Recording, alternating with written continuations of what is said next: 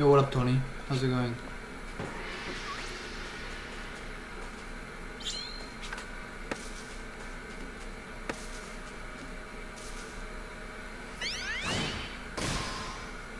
I wasn't installing cocaine, I was looking at my phone.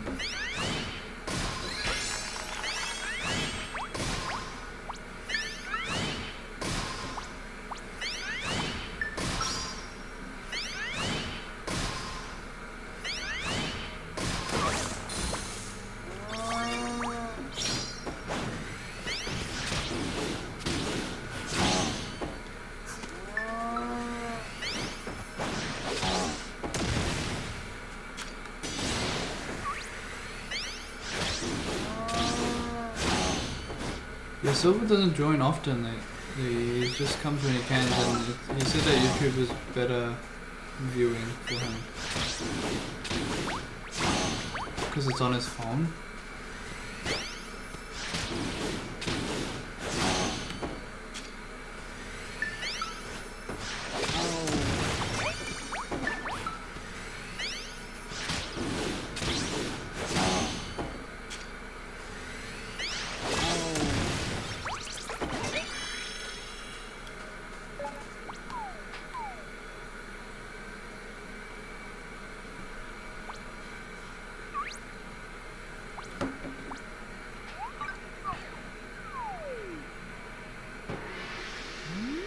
Yeah, yeah.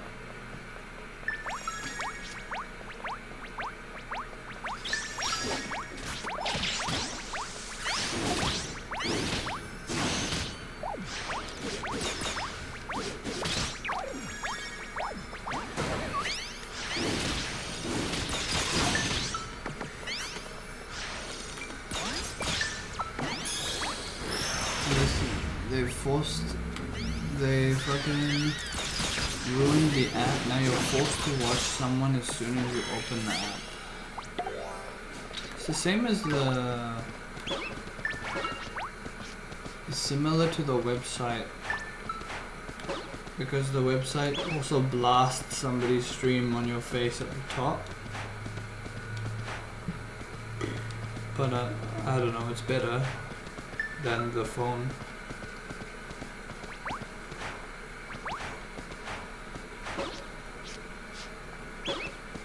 Yeah, yeah.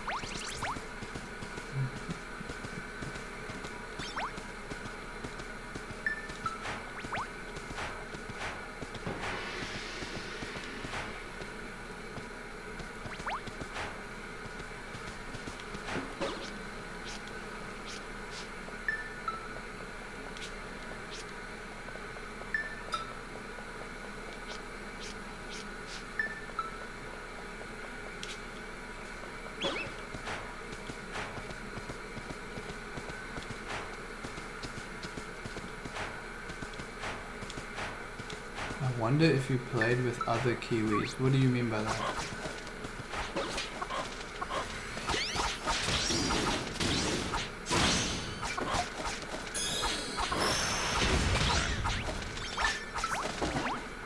On what? What played what? On this online? I don't think... I mean, I don't know, to be honest. It doesn't tell you. But you can assume that by the names, like, they're mostly Eastern countries.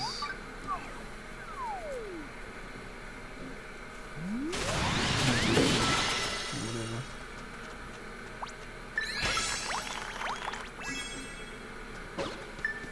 Servers are like usually within OCE. Yeah, I guess so. Yeah, that's right. Well, I don't know what servers they have and what servers they don't have. I haven't met anyone that's from NZ. Like explicitly, you know, and I wouldn't know either. the game doesn't really demand you to have a super high ping anyway, so I wouldn't be surprised if they don't bother, to be honest. And they just have it on 1 or 2.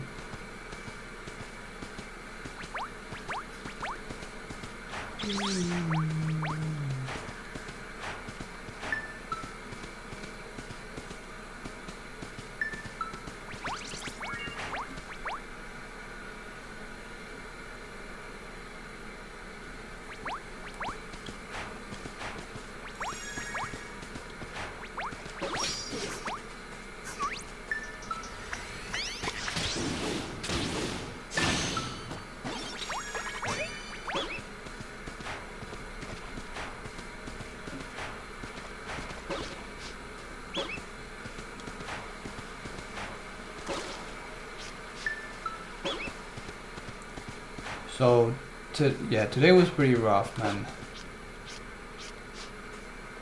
Just outside of even the meta, it was just pretty bad. Like blunder-wise, I played so poorly.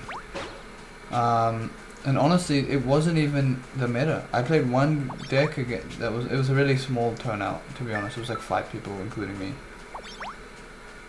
5 people, including me, and the decks that were there were Malice. No, I didn't drive myself. I did not drive myself. It was Malice, it was K9, Draco Tail, K9 Vanquishal, which is probably the best deck out of all of them, and then fucking my luck, Tempai, going first Tempai. Like Floodgate Tempai. Or like Solemn Tempai, I don't know what you would call it. It was horrible. It was so fucking annoying.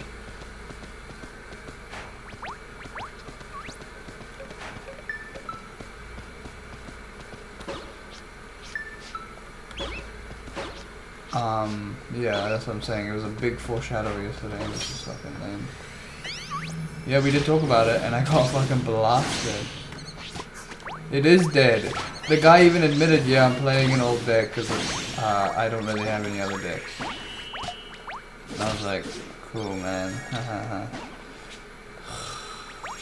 Anyways, the only 2 games I had 1 bye. Because obviously when you lose a lot of games, they tend to give you the bye. But in reality, I went X0. I don't count the bye. My friends keep saying count the bye, that's fine. I was like, no, I don't count that as a win. That's just free. And I don't even count the game that I won. There was 1 game that I won. I don't even count that. You know why? Because the guy scooped instantly. So it's like, bro, what am I supposed to do? Like, am I moron? What's going on? So the first... No, so I'm just going to walk you through the exact games. I'm going to test my memory. The first game I played... oh, I lost all my dice rolls as well. There's another thing that annoyed me, but it wasn't the end of the world, right? So I lost the dice roll into Tempai. Sorry, not Tempai. Lost the dice roll into K9 Vanquishal. And he started his turn, and I Ash Blossomed 1 card, by the way. And he told me that, oh, thanks for Ash Blossoming, because you activated an effect during my turn, I get to basically do everything. And I was like, okay. Like, I was like, cool. And then he basically played out his entire turn. And he got out all his K9 monsters and everything that I tried to play.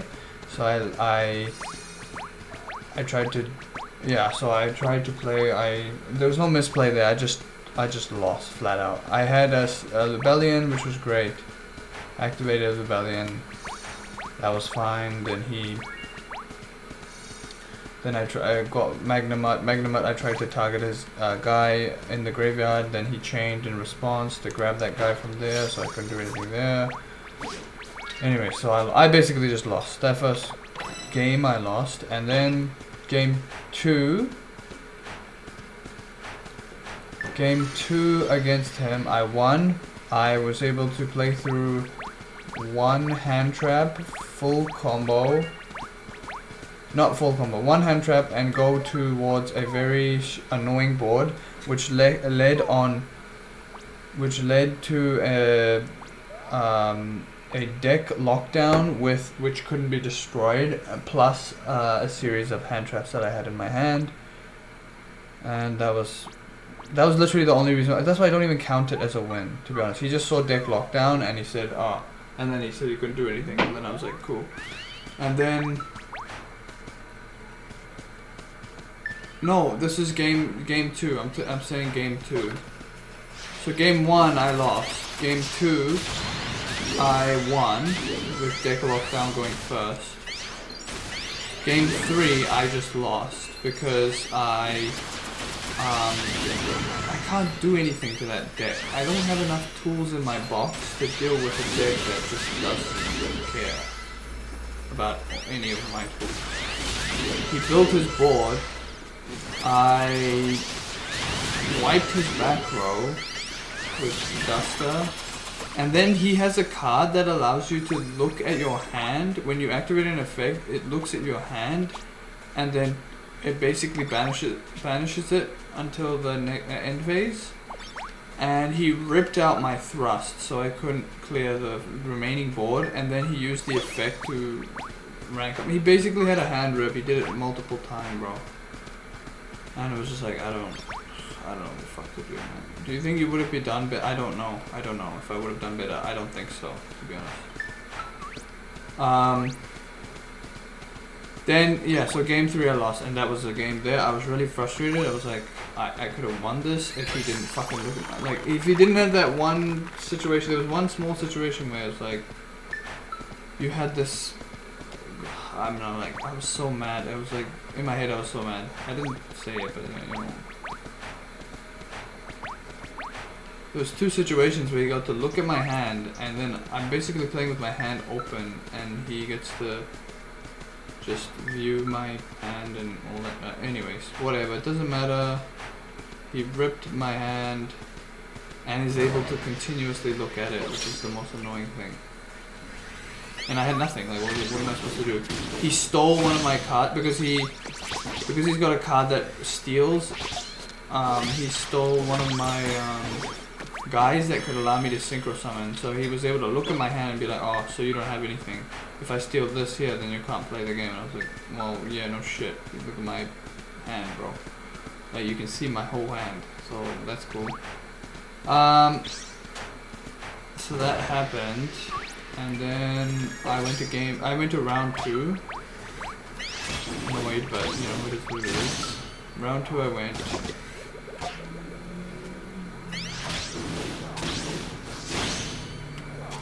And then what happened? I lost a dice roll. He went first. He set 4 and passed. I tried to play. Game 1 was long. It was long. But it was just a long death. A long, slow death for me, to be honest. Because he had gotten to a point where he was able to get... He drew into a Tempai and then he started playing. I super qualified his Tempai and then he just had to wait for more follow-up with 4 cards in the back row that he kept doing shit. It was going first Tempai, that's what the deck was.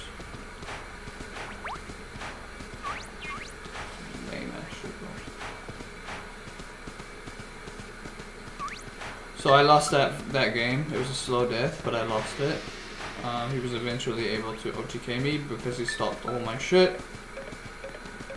Yeah, the first game, to be fair, was not Floodgate Riddle. So that was okay. I mean, I was fine, right? It's all good. Then he thought I would go first. So I kind of like double bluffed. I bluffed him. And I went second instead. And you know, I don't know what would have played out if I decided to go first as well, by the way. I have no idea. But I went second.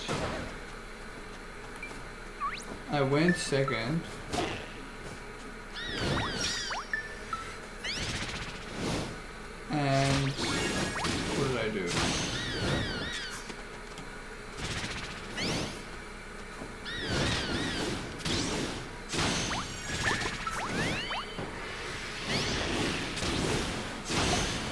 Okay, I need to get out of here.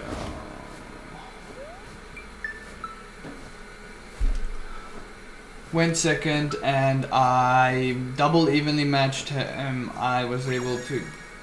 I think I was able to. Okay, so I dusted. Oh my god.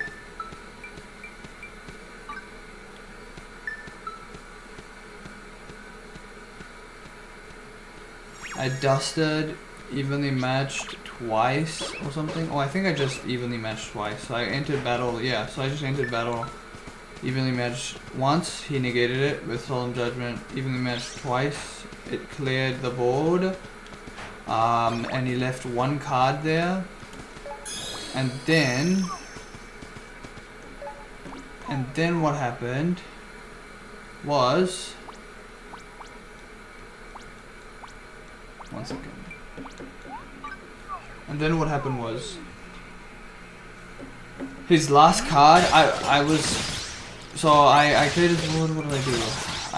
I tried to play, and then I got to a point where I had the light spellcaster on the field, and I was attempting to bring Gargoyle up, which is the big level 8 guy that sits in the back, that after that I can start going to synchro plays, right? And then I basically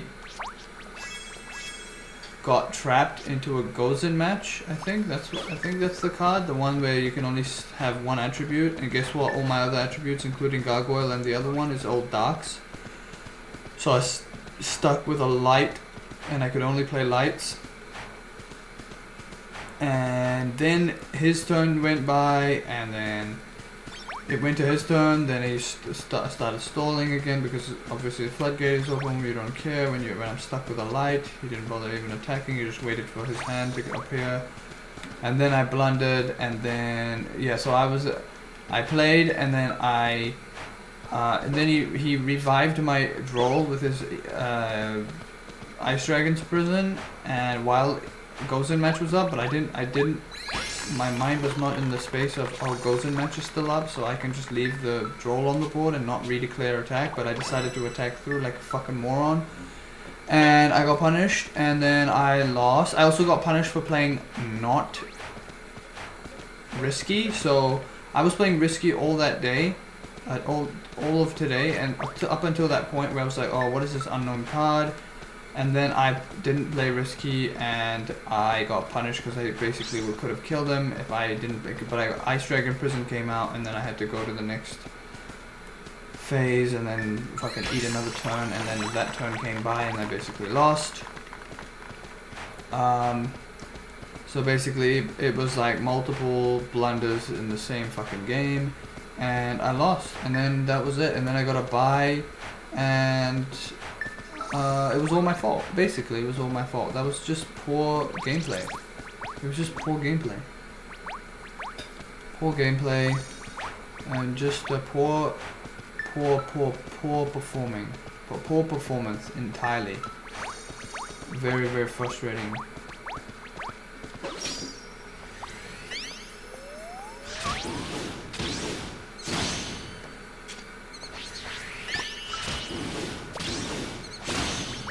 Yeah, but like the little decisions I made me lose the game. It was like entirely in my ball, you know what I mean? Like I had wiped his board, and then Gozen match comes up. All I need to do is to leave the draw on the board, so he's locked into wins. He's got no wins, he's like fire.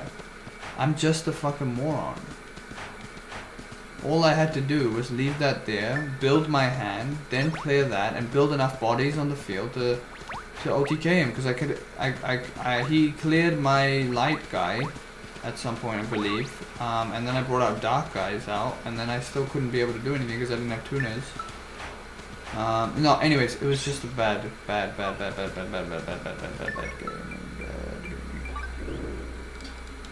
Just bad, man.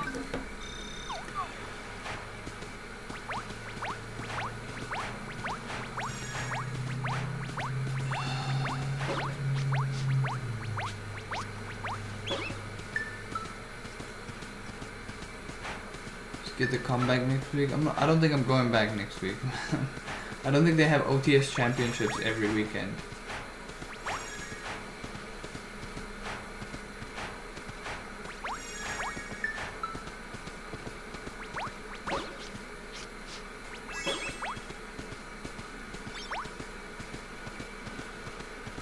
and it's so annoying when people are like, you know, I usually don't really say much. Oh, I talk. I'm like friendly, but I don't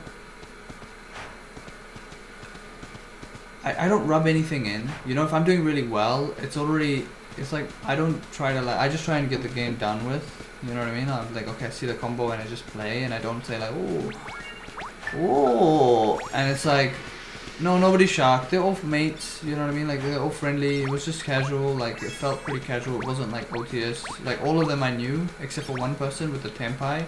But they were all nice. They were all fine people. Just, it was all good. But, you know, when people are, like, not aware of, like... You know, not aware of, like, you know...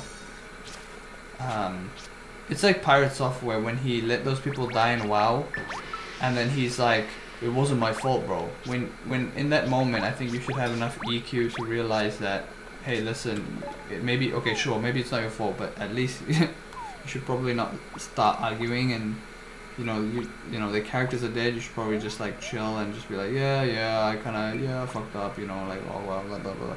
You know what I mean? Can't read the room exactly, so. I'm eating shit with nothing on my board, and then K9, I mean the guy's nice, like, you know, he's a nice guy, I know him for a while, but like the K9 Vanquish Soul player was like, yeah, it was just like a smug kind of attitude kind of thing. It was just super smug, and it was just kind of like, really? Do I have to deal with this? Like, is this why I quit? Or is this why I stopped? Or was it because I really got expensive and I can't play? Which one was it? No, but everyone else was fine. You know, I got my card back that I lost. Which was nice. I got my card back. The store owners were like, oh, it's good to see you again, blah blah blah, and that was cool. I saw them after a long time. And I talked to them. I don't know. It was worth not enough time and money because more important things to do. Yeah, I don't know. And I'm just like, you know, I'm pretty neutral and not neutral, but like I'm friendly. I'm always friendly like that. You know what I mean? I'm always chilling. And I'm like, yeah, haha. And you know, like, I don't know.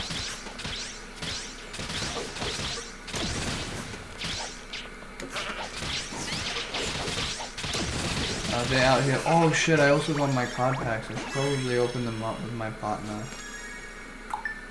Maybe I'll just open them up on stream. Do you want me to open up my card packs?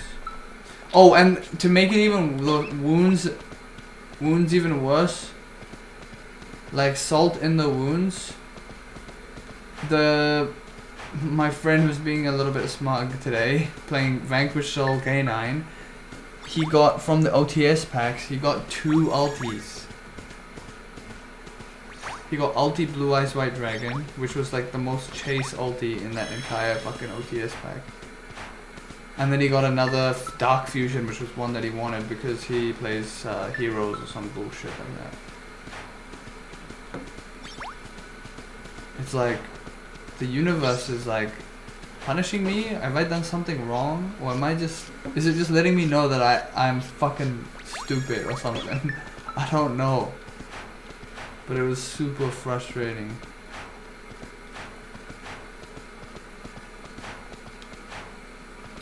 I think it's 1 in 180 packs. I want to say, but I don't remember.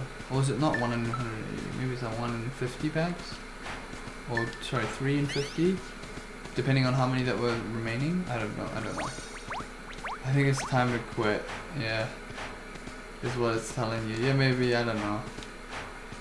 I don't know. Nothing's fun anymore, bro. I don't find this game fun either, but I don't mind. This game is just a time pass to put on stream because I got nothing else to do on stream. Nothing is fun, bro. There is nothing. It's so frustrating, man.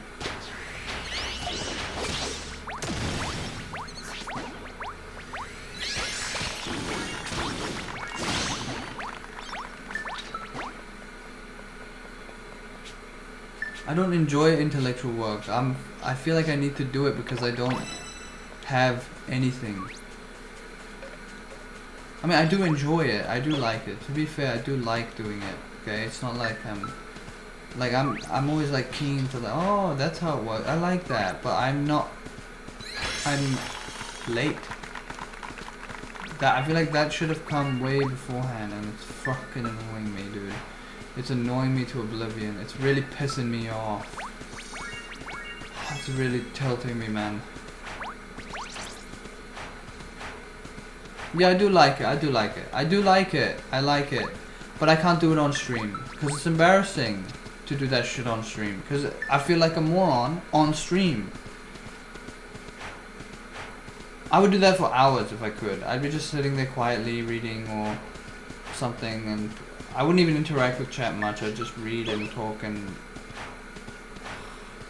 or like I'd talk out loud, or I'd write notes on my Obsidian notes. By the way, I deleted most of my Obsidian notes lately, realizing that I didn't have well, a lot of my empty notebook stuff, and I restructured it the other day because I felt so fucking frustrated by the lack of knowledge being absorbed. You know, nothing was being absorbed, you know what I'm saying? So I just deleted it. I was like, bro, this is just pointless. This is useless. This isn't done anything. So I deleted it, and then I basically restarted most of my notes. I put some of the ones in the inbox, but it's there.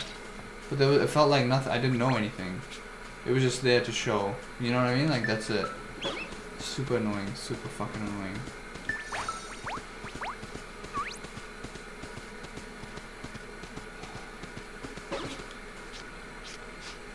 Take time off of where? Of work?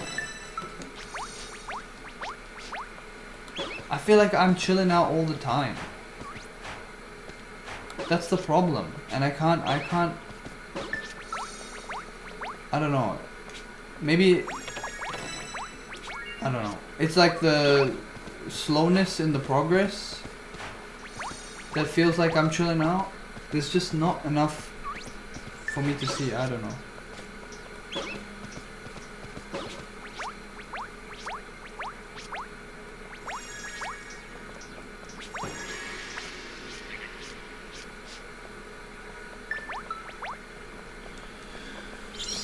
I don't know, bro. I don't know. It's just, and then the nail on the coffin was the fucking Yu-Gi-Oh! I just realized, like, how am I so stupid, man?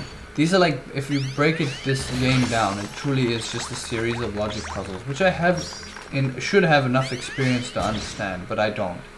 Like, I just perform so poorly in logical puzzles. It's actually frustrating. It's so annoying, man.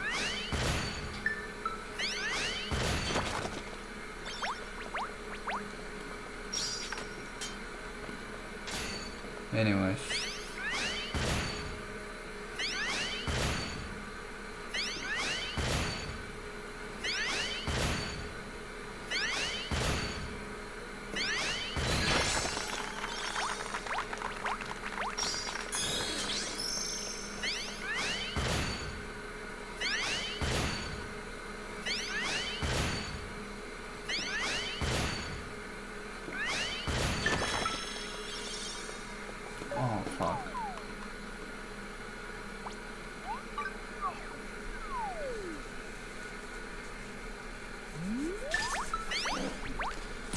I don't know.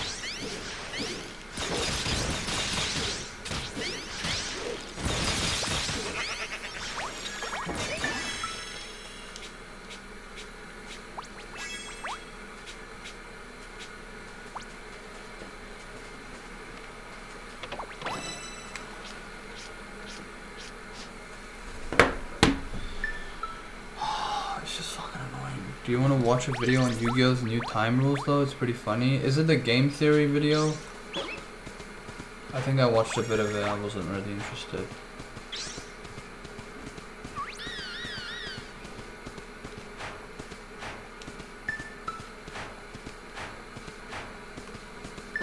I mean, we can watch it if you want.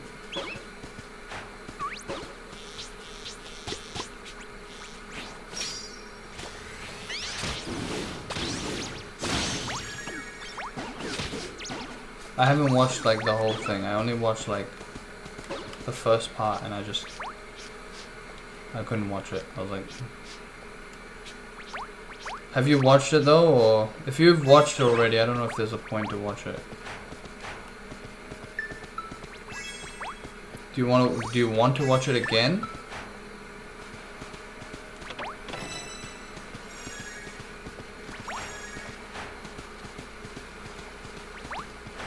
You want to see my take on it? Bro, I'm fucking... Okay, I'm an idiot. But okay, sure, let's do it. Why not?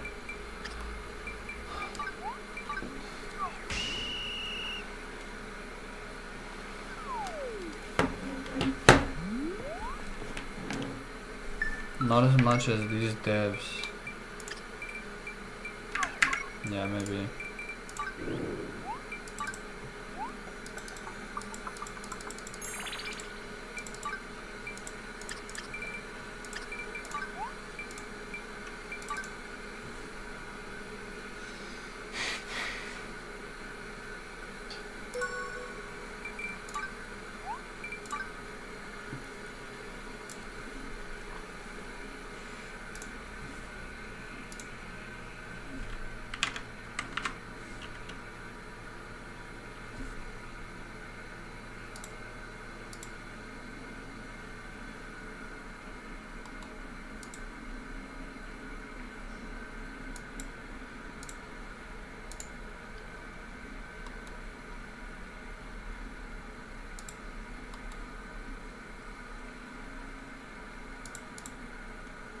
Oh my god. Why? Oh, I fucking hate this so much.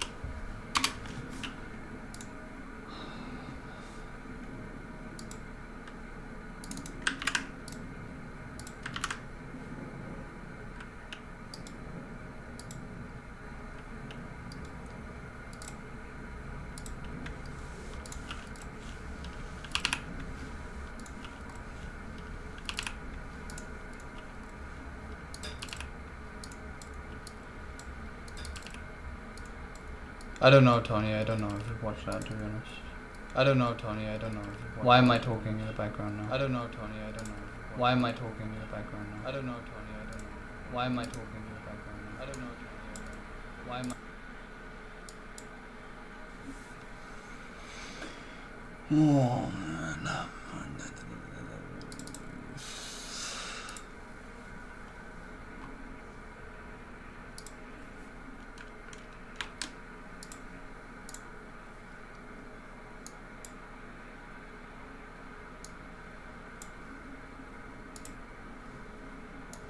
This is a video about the most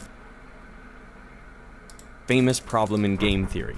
Problems of this sort pop up everywhere, from nations locked in conflict to roommates doing the dishes. Even game shows have been based around this concept. Figuring out the best strategy can mean the difference between life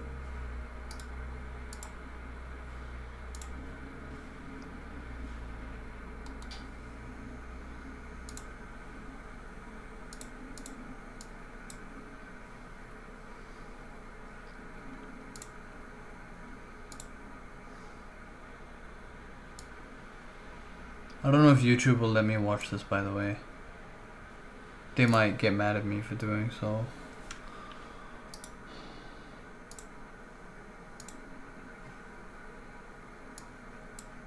I better leave my stream up just in case.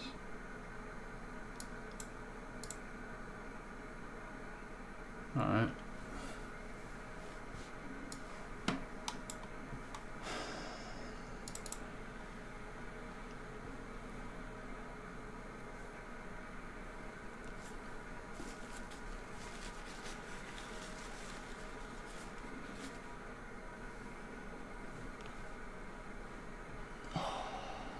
Hello Aiden, how's it going?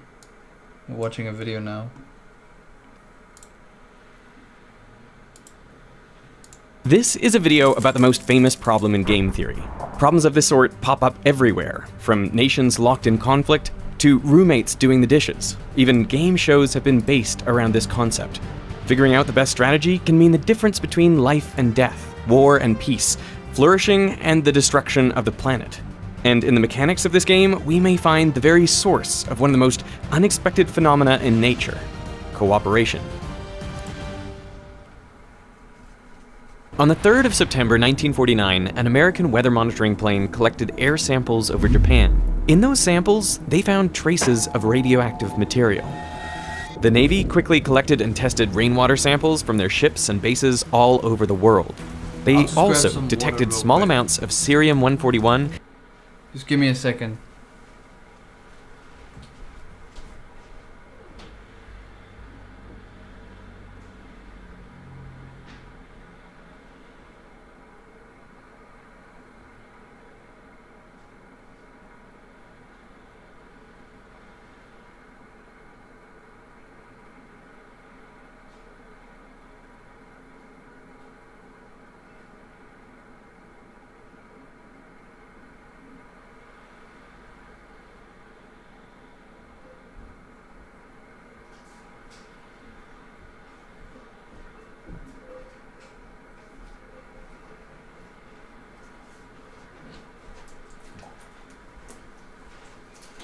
Okay. Alright, sit back, enjoy guys, get some popcorn. And yttrium-91. But these isotopes have half-lives of 1 or 2 months, so they must have been produced recently. And the only place they could have come from was a nuclear explosion. But the US hadn't performed any tests that year, so the only possible conclusion was that the Soviet Union had figured out how to make a nuclear bomb. This was the news the Americans had been dreading. Their military supremacy, achieved through the Manhattan Project, was quickly fading. This makes the problem of Western Europe and the United States far more serious than it was before, and perhaps makes the imminence of war greater. Some thought their best course of action was to launch an unprovoked nuclear strike against the Soviets while they were still ahead. In the words of Navy Secretary Matthews, to become aggressors for peace. John von Neumann, the founder of game theory, said, "If you say, why not bomb them tomorrow? I say, why not bomb them today? If you say today at 5 o'clock, I say, why not at 1 o'clock? Something needed to be done about nuclear weapons, and fast.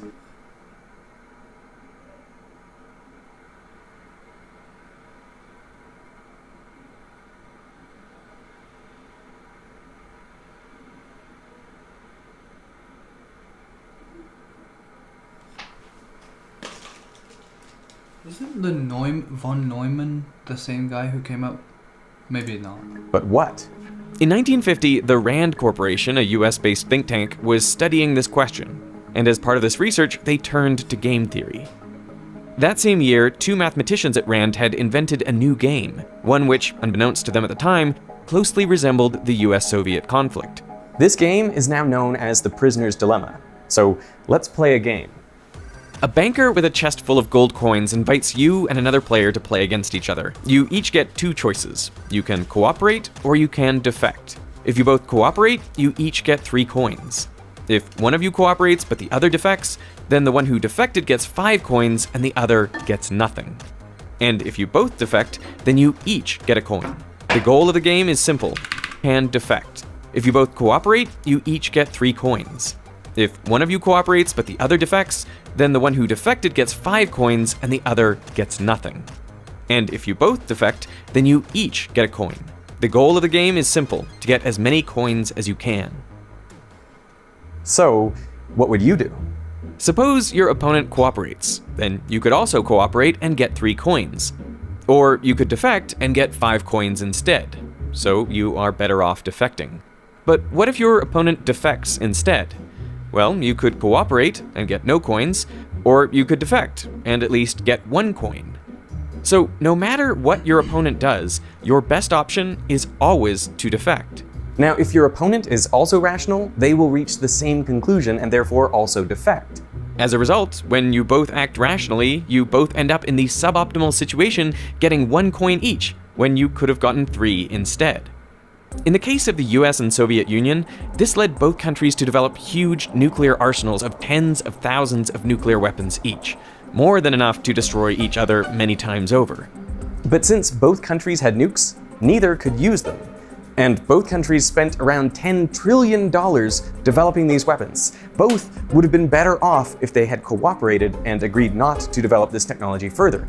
But since they both acted in their own best interest, they ended up in a situation where everyone was worse off. The Prisoner's Dilemma is one of the most famous games in game theory. Thousands and thousands of papers have been published on versions of this game. In part, that's because it pops up everywhere. Impalas, living in between African woodlands and savannas, are prone to catching ticks, which can lead to infectious diseases, paralysis, even death. So it's important for impalas to remove ticks, and they do this by grooming. But they can't reach all the spots on their bodies, and therefore they need another impala to groom them. Now, grooming someone else comes at a cost. It costs saliva, electrolytes, time, and attention, all vital resources under the hot African sun, where a predator could strike at any moment. So for the other impala, it would be best not to pay this cost. But then again, it too will need help grooming.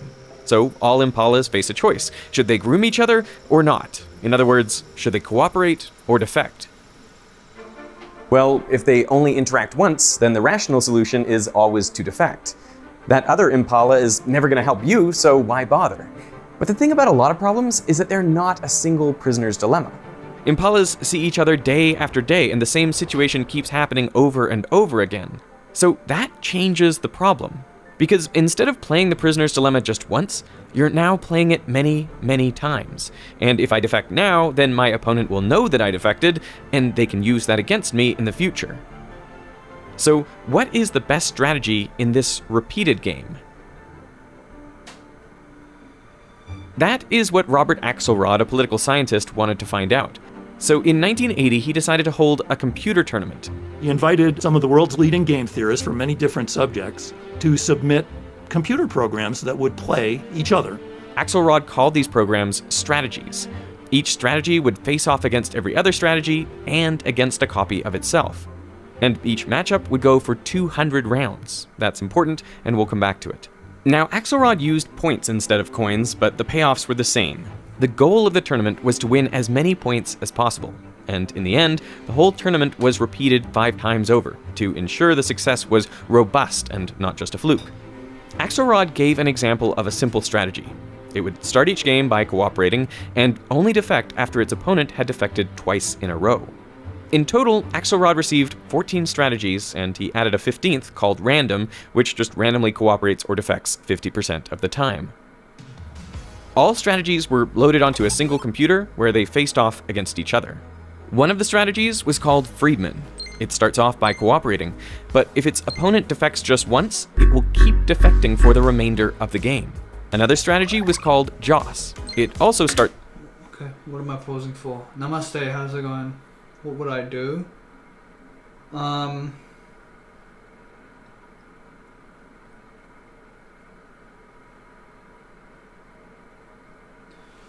I mean, in my head, I would defect almost all the time, just because it will give me 5 points if they decide to go green. And then they see me defecting, they don't want me to get 5 points. Okay, then we both get 1. We're still moving in the same direction, except I'm now 5 points more than you were. You just need to convince them that at the beginning that you would do green, and then you don't do green, and you would just do red. What would you do if somebody called you an Indian? I don't care. You can call me an Indian. I was born there, so it's all good. The goal is to get the most amount. Yeah, I know, but most amount in comparison to your opponent, right? That's what I'm thinking. I don't know exactly, but that's what I was thinking. And if that's the case, then I'll just get max, Oh, it's not 1v1, everyone. Yeah, I am Iran, but I'm born in India. My parents lived there, bro. They didn't live in Iran. They lived in India. Anyways,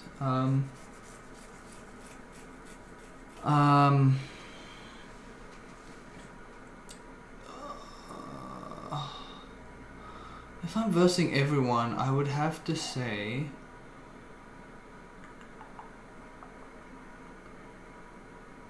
Green.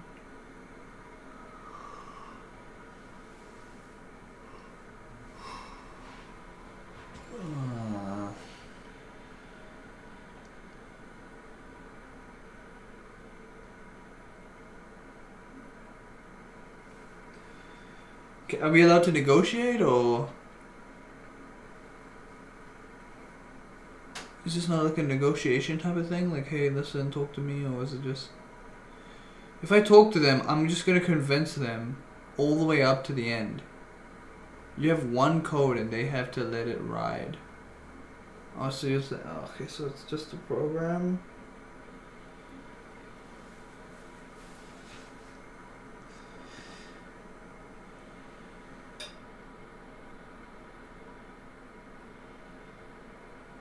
I mean, I'm just thinking.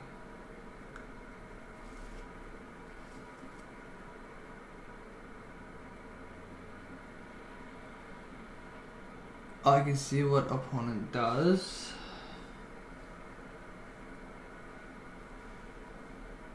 I don't know. I don't know. I'm too stupid, bro. I'm too fucking dumb. By cooperating, but then it just copies what the other player did on the last move. Then around 10% of the time, Joss gets sneaky and defects. There was also a rather elaborate strategy called Grasscamp. This strategy works the same as Joss, but instead of defecting probabilistically, Grasscamp defects in the 50th round, to try and probe the strategy of its opponent and see if it can take advantage of any weaknesses. Yeah, I was thinking about this. I was thinking about this one, basically. Just do green, green, green, and then at some point do red. Just randomly. That's what I was thinking. But then again, the chance of your opponent just going red right from the back could go crazy, right? Because if your opponent just goes straight red and you're just green, green, green randomly, then it's just going to be like green, green, green. It's just going to be like, imagine just like green, green, green, and you're just red, red, red. It's just, I don't, yeah, whatever. Elaborate strategy was name withheld with 77 lines of code. After all the games were played, the results were tallied up and the leaderboard established. The crazy thing was that the simplest program ended up winning, a program that came to be called Tit for Tat. Tit for Tat starts by cooperating, and then it copies exactly what its opponent did in the last move. So Yeah. it would follow cooperation with cooperation and defection with defection. But only once. If its opponent goes back to cooperating, so does Tit for Tat. Yeah. When Tit for Tat played against Friedman, both started by cooperating, and they kept cooperating, both ending up with perfect scores for complete cooperation. When Tit for Tat played against Joss, they too started by cooperating, but then on the 6th move, Joss defected. This sparked a series of back and forth defections, a sort of echo effect. Okay, so now you've got this alternating thing, which will remind you of some of the politics of the world today, where we have to do something to you because of what you did to us. And then when this weird program throws in a second unprovoked defection, now it's really bad, because now both programs are going to defect on each other for the rest of the game. And that's also like some of the things that we're seeing in politics today and in international relations. As a result of these mutual retaliations, both Tit for Tat and Joss did poorly. But because Tit for Tat managed to cooperate with enough other strategies, it still won the tournament. We're being joined. Hey, my God, there's Professor Axelrod. Hey, there's Steven Storrs. Whoa, what a treat this is. And I imagined initially it'd be sort of like computer chess, where you need a pretty complicated program to play a sophisticated game. But in fact, it was That's not what like I that. was thinking. I was like, oh shit, this could be really hard. You know? I'm not gonna say that I thought about that idea of copying the last move. I'll be fair, and I just thought about like, I just thought about maybe I would go red all the time, because if they're gonna go green all the time, but then I didn't realize that I have to compete against everyone. If I have to compete against anyone, my goal is to cooperate with them, and then I do something sneaky right at the end. That was my thing, where it was like, okay, we're gonna go green all the way, my friend. Boom, boom, boom, boom, boom, boom, boom, boom, boom, boom. And then I'm gonna betray you right on the last one. So I get just enough points more than you, basically. That's what I was gonna go with. That was like my whole... Not at all. It was the simplest strategy that did the best. So I analyzed how that happened. Axelrod found that all the best performing strategies, including Tit for Tat, shared 4 qualities. First, they were all nice, which just means they are not the first to defect. So Tit for Tat is a nice strategy. It can defect, but only in retaliation. The opposite of nice is nasty. That's a strategy that defects first. So Joss is nasty.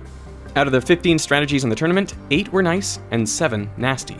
The top 8 strategies were all nice, and even the worst performing nice strategy still far outscored the best performing nasty one. The second important quality was being forgiving.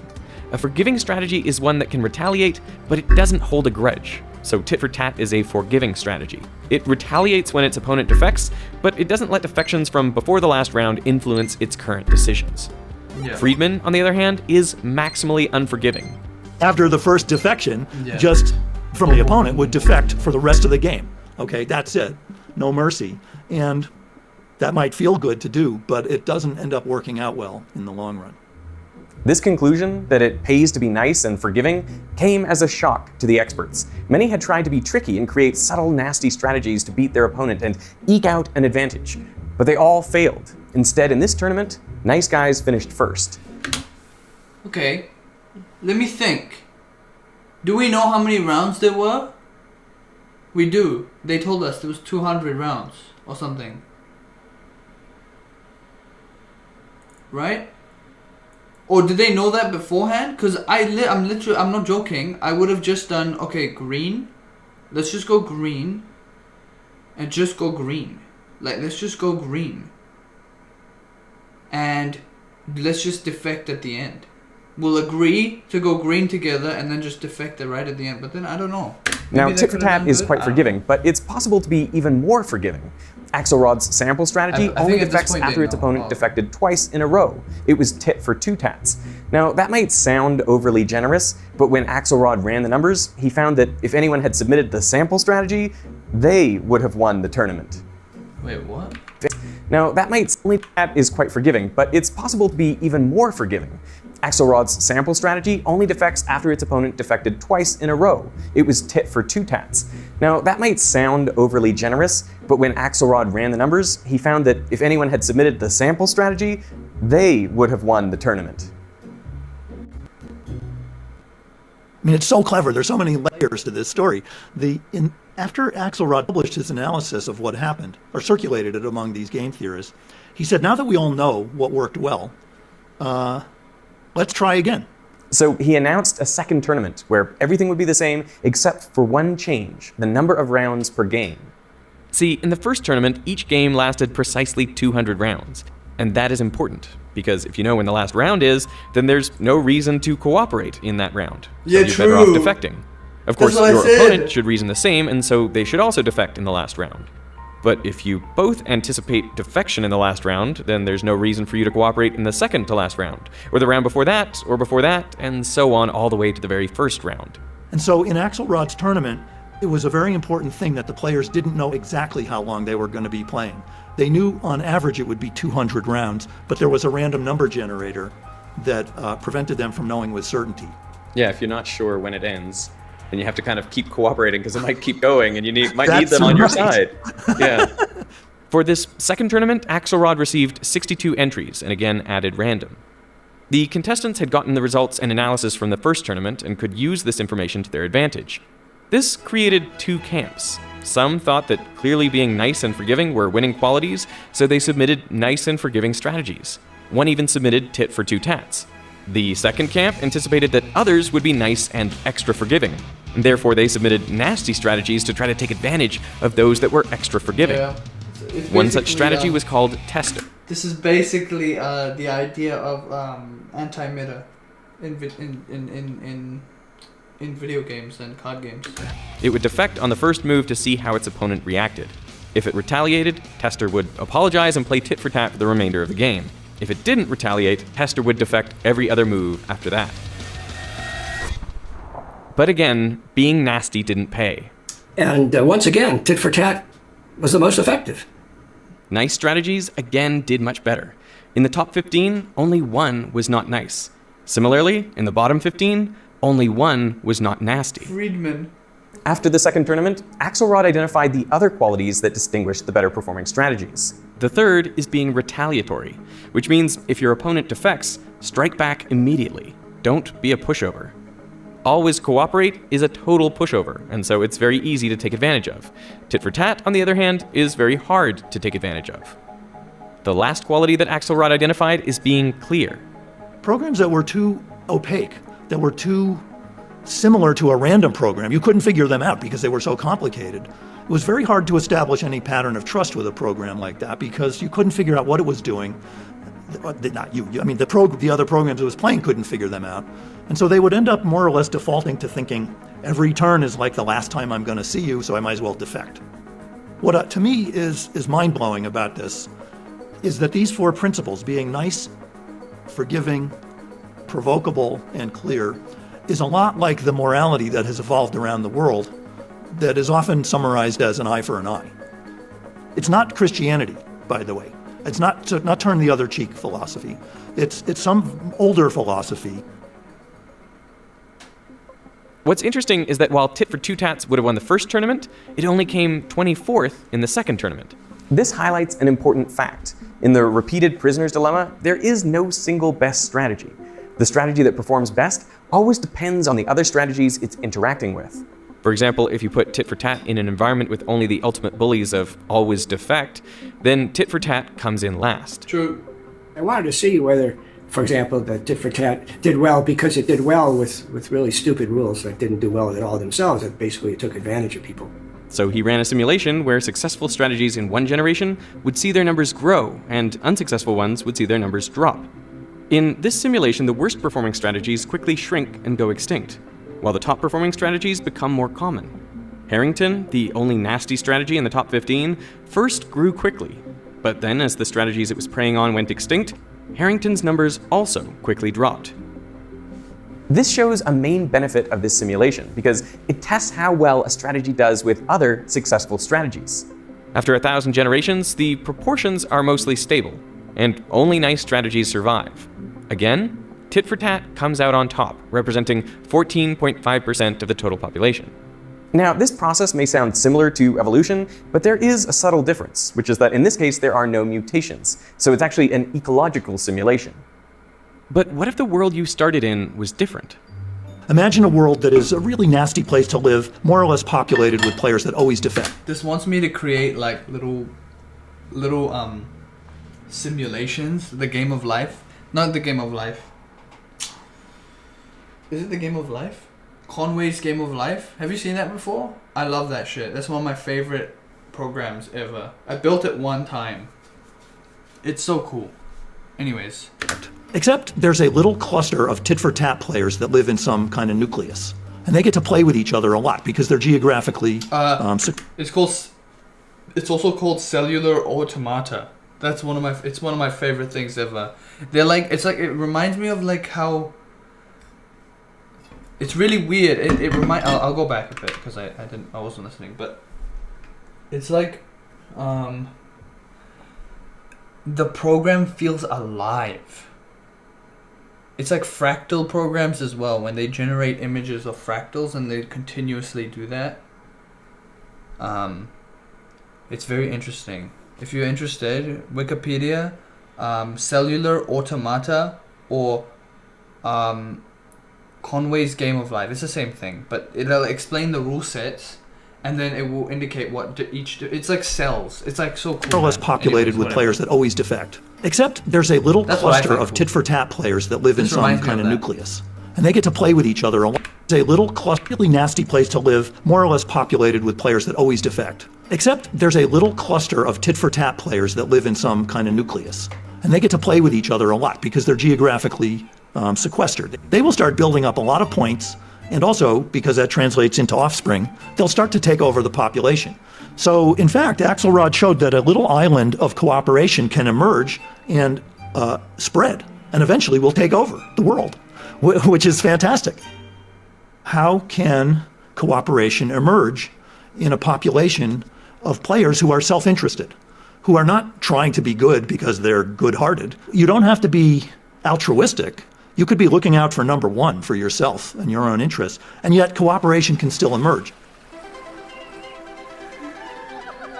Some argue that this could explain how we went from a world full of completely selfish organisms, where every organism only cared about themselves, to one where cooperation emerged and flourished. From impalas grooming each other to fish cleaning sharks. Many life forms experience conflicts similar to the prisoner's dilemma, but because they don't interact just once, both can be better off by cooperating. And this doesn't require trust or conscious thought either, because the strategy could be encoded in DNA. As long as it performs better than the other strategies, it can take over a population.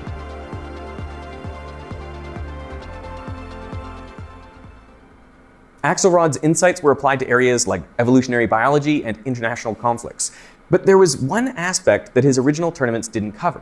What happens if there is a little bit of random error in the game? Some noise in the system. For example, one player tries to cooperate, but it comes across as a defection. Little errors like this happen in the real world all the time. Like in 1983, the Soviet satellite-based early warning system detected the launch of an intercontinental ballistic missile from the US. But the US hadn't launched anything. The Soviet system had confused sunlight reflecting off high-altitude clouds with a ballistic missile. Thankfully, Stanislav Petrov, the Soviet officer on duty, dismissed the alarm. But this example shows the potential costs of a signal error and the importance of studying the effects of noise on those strategies. The word game sounds like it's a children's game, or there's something a misnomer maybe in calling it game theory, because these are life and death matters, obviously. And as you mentioned that this came up in the Cold War, I mean, it could actually be life and death of the whole planet. We could annihilate human civilization. So these are not games in any kind of trivial sense. It's just the term that is used by mathematicians and theorists. When tit for tat plays against itself in a noisy environment, both start off by cooperating. But if a single cooperation is perceived as a defection, then the other tit for tat retaliates, and it sets off a chain of alternating retaliations. And if another cooperation is perceived as a defection, then the rest of the game is constant mutual defection. Therefore, in the long run, both would only get a third of the points they would get in a perfect environment. So Tit for tat goes from performing very well to performing poorly. So how do you solve this? Well, you need a reliable way to break out of these echo effects. And one way to do this is by playing tit for tat, but with around 10% more forgiveness. So instead of retaliating after every defection, you only retaliate around 9 out of every 10 times. This helps you break out of those echoes while still being retaliatory enough to not be taken advantage of. And so we also ran the tournament with noise and generosity. And that did quite well.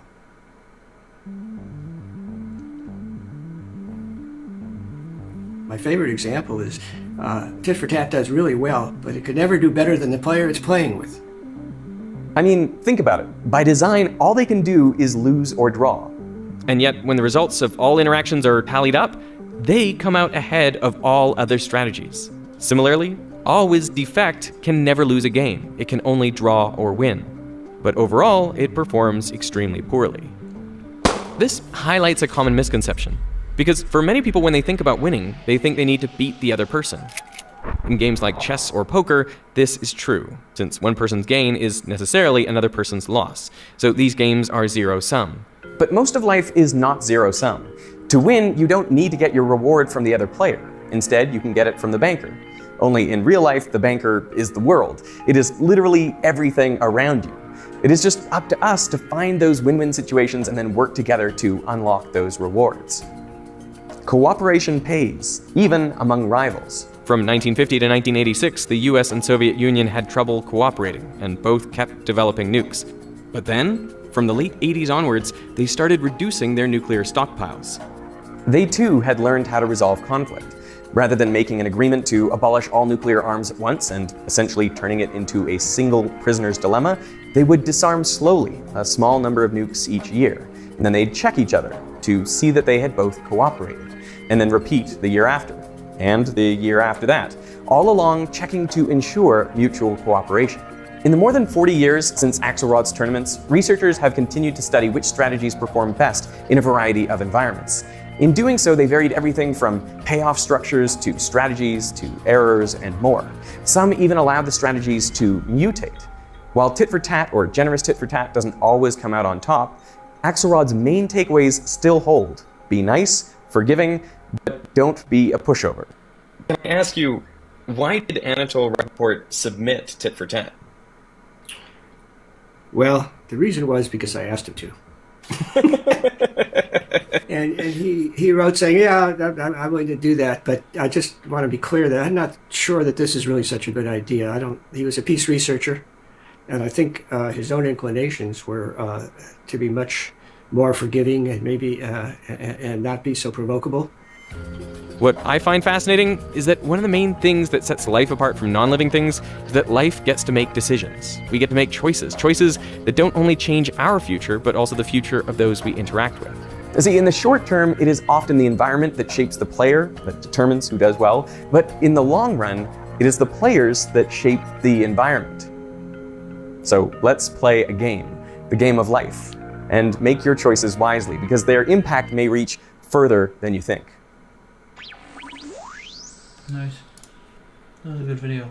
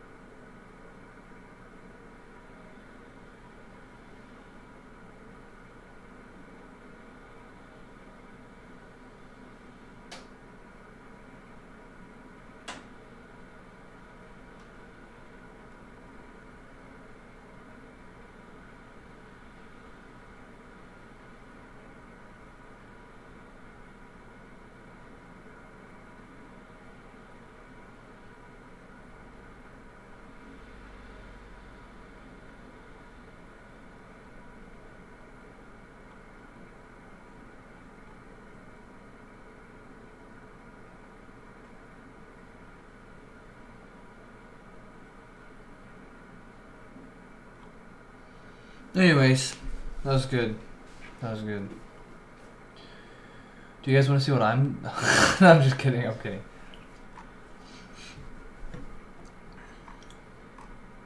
Do you want to see a video that I was watching today? Hold up. Let me just not spam my... This is what I was listening to. Just before today's stream.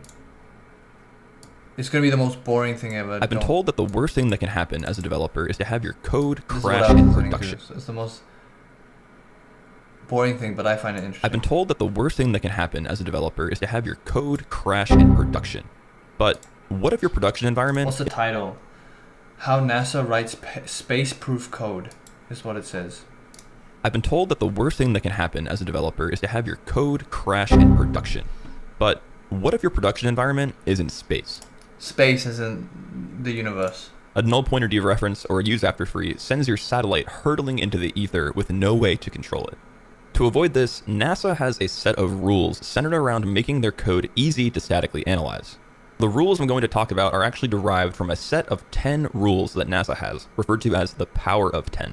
Gerard Hulsman, a developer for NASA at their Jet Propulsion Laboratory for Reliable Software, acknowledges that some of these rules are a little strict, but in scenarios that require extreme safety, he says the trade-off is worth it. NASA restricts their code. Okay, now it gets super. It can be technical, but I think he explains it. Simple control flow constructs. This means that they do not use goto statements or set jump or long jump. They also do not use recursion. Recursion, or a function that calls into itself, creates very hard to follow cyclic code control flow graphs. Recursive code can lead to runaway code, which can crash, especially in embedded systems. NASA gives all of its loops a fixed upper bound. Now, this may sound obvious, but there's actually a little more nuance in this rule. For example, when traversing a linked list, the end case of the linked list may just be hit Okay, this might be too much. a forward pointer whose value equals 0. But to prevent an edge case that leads to runaway code, NASA will always put a top limit of the amount of iterations that a linked list traversal will take. All loops are bound by a hard upper limit that is represented as an integer, not as a pointer end case. One of the most interesting rules is that NASA recommends that you do not use I'm the learning about heap. this now, by the way. I'm learning about heap and stack and all that. I should know this stuff, but I've forgotten it since university, and I'm relearning the shit. And I feel like a fucking moron Heap going at back all. to You it. exclusively use stack memory. The reason for this is a notable amount of memory bugs do come from the use of the heap and garbage collectors. These systems cannot be proven by a static code analyzer. By limiting your code to only using stack memory and setting an upper bound on the amount of stack memory you can allocate, you can predict exactly how much memory your program is going to use. By not using the heap at all, you completely eliminate use after freeze and memory leaks. The next rule seems a little pedantic, but it actually makes a lot of sense when you think about the implication. A function should do one thing. Now, the function may require multiple steps to do that thing, but the function should only perform a single action. To ensure this and to ensure that the code is readable, NASA recommends that functions should be no longer than 60 lines, or about the size of a piece of paper. Writing your code this way ensures that someone else auditing your code can quickly and easily read a function and understand what that function does. It also ensures that your function is small enough and concise enough to be testable as a single unit. If your function is 400 lines and has several layers of nesting, it's often a sign that your code is poorly structured and not well thought through. NASA supports the idea of data hiding, or declaring variables as they're used at the lowest scope possible. Again, all these rules are centered in writing safe code and code that is statically testable. By declaring variables at the lowest scope Yes. Yeah, it is strict, Tony. That's the point. Because you can't debug stuff in space. Once you ship the embedded system that you've programmed up, it's GG's. You know the satellites that get sent for billions and billions of years that they expect to just drift along, and you know they just keep going. They need to be running all the time. You know, they need to be able to just not crash, because then you've wasted millions and millions of dollars. required. You not only reduce the amount of code that can access those variables, but you also reduce the amount of places that can go wrong when debugging why a variable has an erroneous value. This next one seems obvious, but is actually a pretty common issue when I'm reading the code of junior developers. Check all of your return values for non-void functions. All of them. It's very easy to read the man page for a function and figure out what it does, but to ignore the return value section for a function that should always behave properly. For example, the function printf, which just prints to the screen, should never fail, and if it does, we really don't care. To make sure that the person auditing the code understands that the developer meant to ignore the return value, the power of 10 says that we should meaning valid and valid. explicitly cast all return values that are ignored to a void type. If a non-void function's return value is not void, this means that the developer forgot to check the return value and should be brought up in a code review. NASA limits Void the use means of like the C preprocessor basically empty. to file inclusions and very simple conditional macros. The reason for this is the power of 10 calls out the C preprocessor as a hidden code obfuscator that can destroy code clarity and befuddle many static code analyzers. The power of 10 specifically calls out conditional compilation, or having flags that change your code at compile time. For example, if you have 10 different flags that can be changed at compile time, you essentially create 2 to the power of 10 compilation targets that need to be tested, exponentially increasing the testing requirement of your code. This makes the code hard to scale and hard to test. Another interesting rule by NASA is the restriction of pointer use. The power of 10 calls out pointers and says that they should not be able to be dereferenced more than one layer at a time. The reason for this is pointers are a tool that are powerful but easy to use incorrectly. By limiting your pointers to one dereference at a time, it forces you to create structures that properly track your pointers. Also, NASA says to limit the use of function pointers at all. Function pointers obfuscate the code control flow graph of your program and make it very hard to statically analyze and fully test. And finally, when compiling your code, compile with all warnings enabled and compile in pedantic mode. Doing this ensures that every possible You reckon I'm problem gonna fall? No, probably not right now, and probably not yet. These are very strict rules that I feel like I need to understand so I need to make sure that I get to a point where I understand why these rules are being implemented. And I don't think I'm there yet. Some of them I know, but not all of them. So I need to understand where my code goes wrong and why I should be bothered to do this if I am going to do this. But right now I'm not going to do this. Right now, I mean.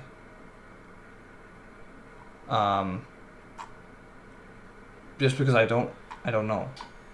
I think to start with I can implement some of the rules. But for example, don't use the heap. I want to first know how to use heap so that I know what goes wrong with the heap, so that I know when and when not to use heap. Here it says don't use it entirely, but I think I should only follow this rule if I know how to use it in the first place, right? For example, like these rules, I mean, right? Data hiding as well is like something that I should probably employ all the time, because from the get-go I want to put things in the right spots and not have them in different scopes that they shouldn't be in. This stuff like the obfuscation, the C processor is a powerful obfuscation tool, so I don't know about this stuff. So if I don't know about it, then I'm going to use it until I figure out how to use it, to know that I don't want to use it. Compiler sees with your code will be raised and treated as an error. But this one is like probably the most important one that I will do from the start. The be pedantic mode for my C code, I want to make sure that it's on. For this, make sure your code... Because I want to make sure that the code is giving me all the warnings. Does that make sense? Because I want to know what's wrong with it so I can fix it. Analyzed using multiple static code analyzers with different rule sets, and that your code is unit tested. But otherwise, like for example, even recursion here that he mentioned, recursion, I don't even know how to use recursion really well. So I'm gonna have to use recursion well to then know, okay, I guess, yeah, that's right. It's probably not very good. I need to figure it out.